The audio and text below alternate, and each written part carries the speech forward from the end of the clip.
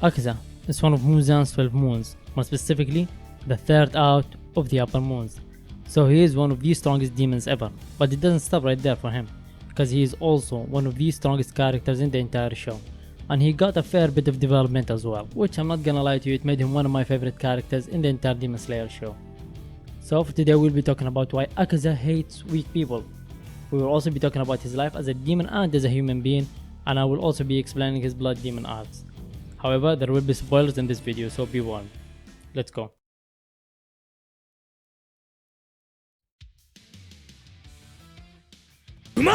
It's only fit and fair that we start this video off by talking about Akaza versus Kyojiro, the exact same way he's been introduced into the show. And in this fight we see quite a bit of Akaza and Kyojiro, and we do see a lot of Akaza's personality because he's a very talkative guy, not to mention that he declares he hates weak people and he admires strong people as well. And he seems to enjoy fighting and training, and he have this weird obsession about turning Kyojiro into a demon. And there are many reasons for it, so let's go through them one after the other. He wants to turn him into a demon to preserve his martial arts. He also wants him to become stronger so he can fight him and train with him.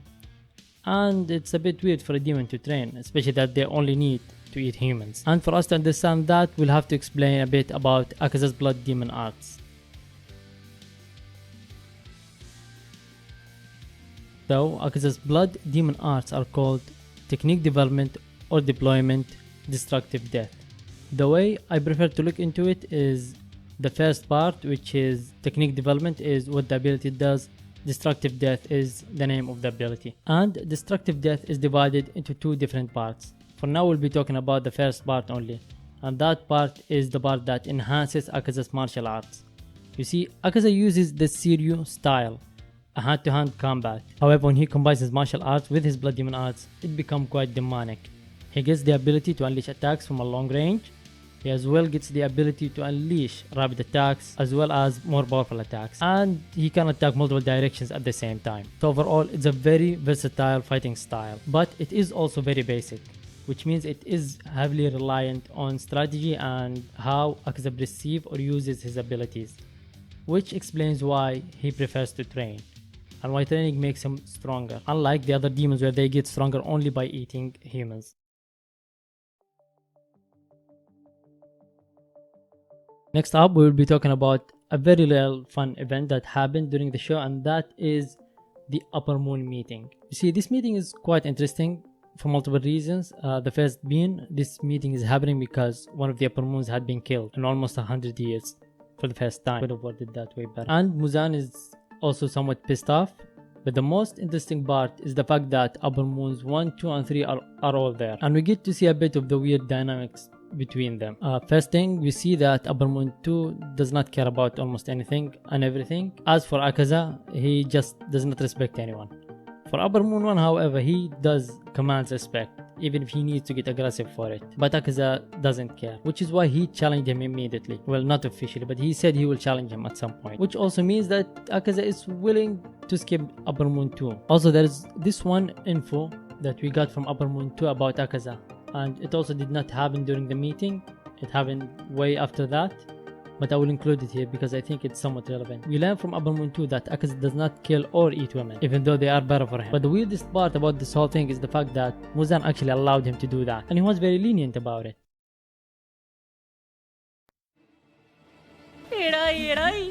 And now we move into Akaza's second fight, and apparently Tanjiro's revenge match against Akaza. Akaza versus Gyu and Tanjiro. And right off the gate we see that Akaza is dominating the fight with quite a bit of power to him. However, Gyu does power up and tries to keep up with Akaza and keeps on fighting him at 100% at a consistent rate. However, Akaza does respond to that with even more power and strength. As for Tanjiro, he is somewhat in his own head trying to figure something out, and he would figure something out that will counter Akaza's second ability, which is a good segue into that second ability and what it actually does. Akaza's second ability is Destructive Death Compass Needle. That ability works exactly like a buff. It is a detection ability that allows Akaza to detect fighting spirit. And just to give an indication of what is fighting spirit, you see, a plant does not have a fighting spirit, however a baby does have a fighting spirit. So for Gyu and Tanjiro, they obviously have a very big fighting spirit, which will stop them from attacking Akaza from a blind spot. Well, unless you are the main character, then you will figure something out and you will strike Akaza's head down, which Tanjiro actually did somehow. Akaza's head falls down and Akaza is still fighting. You see, in the past you got introduced into a couple of demons that have a specific gimmick to their head and how to defeat them exactly. So right now we have Tanjiro and Gyu, both are injured and they have to deal with a headless Akaza that does not want to die yet. However, for Akaza, he is remembering his life as a human being at this time.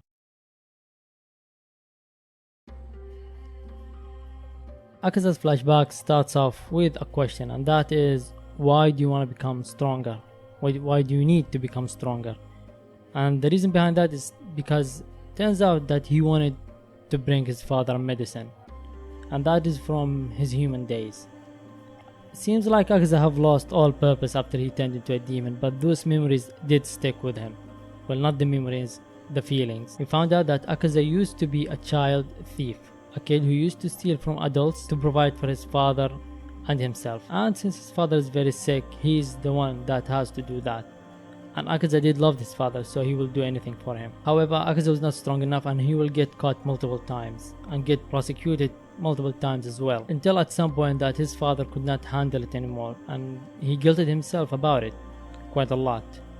So he did what he did. He ended his own life and told his son to live an honest life. And Akaza did not took to that well. Instead of stealing, right now Akaza is just on the street beating people up out of rage, which he happened to run into a guy called Kaizo, the guy that will teach him his Soryu style. And the first thing that happened after he met Kaizo is that Kaizo did beat the shit out of him and stopped him where he is. But after that he did took him back to his dojo and made him the only student there. And that was not the only thing that Akaza was tasked to do by Kaizo. He was also tasked to become a caretaker for his Dora, Kyoki, who just happened to be sick exactly like his father. And since then, Akaza did what his late father told him: live an honest life. He trained at the dojo, helped taking care of Kyoki until she got better.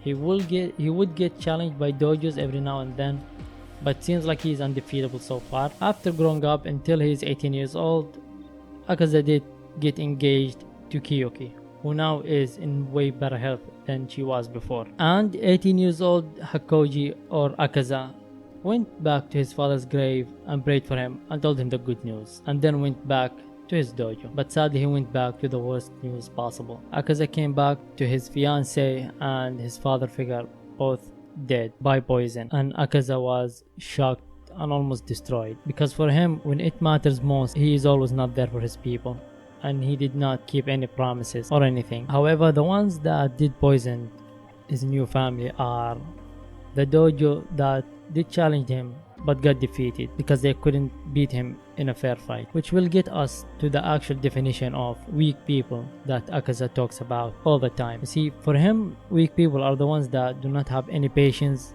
or dedication or anything, the ones that want everything to happen to them so easily and do not work hard at all.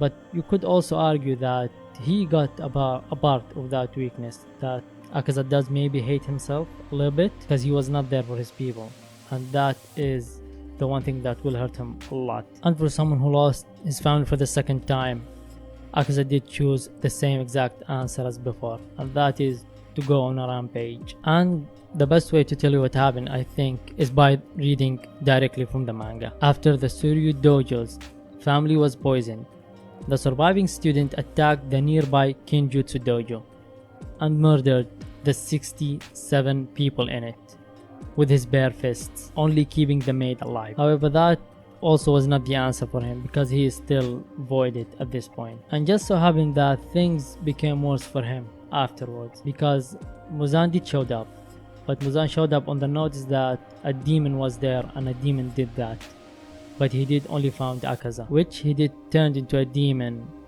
unwillingly.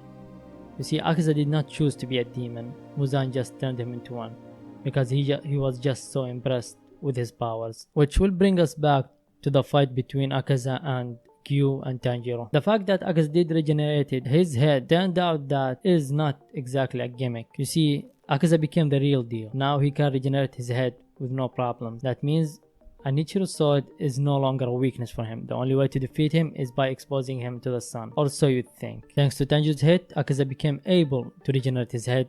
He is also now remembering all his memories from his human life and all his purposes and ideals alongside it as well. And thanks to those ideals, Akaza did choose to end the fight there and call it off.